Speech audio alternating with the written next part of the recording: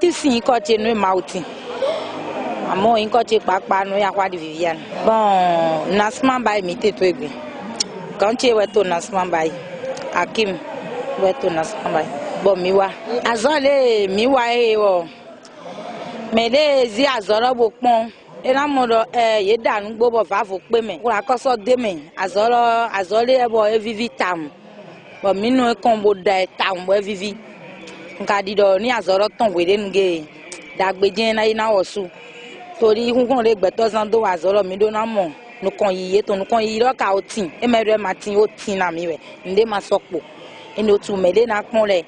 dagbe na tin na e mele so azole ro su dagbe na so tin na mi le su le ho cambia mi dagbe na so tin na mi le su azoche de wa do film lo me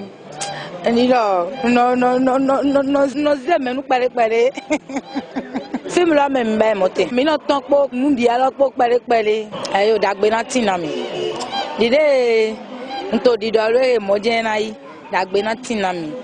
nu kon yi we na mi ton to azo mi ton kon dide mele no pon mi le su lo po mi no yon pon na e lo ba no do a me le yon pon na mi mo ndi do mi le su ni mi wa azo mi ton ka bo wa jo na do azo dagbe we me ile wa nu kon yi we na tin na me popo kwata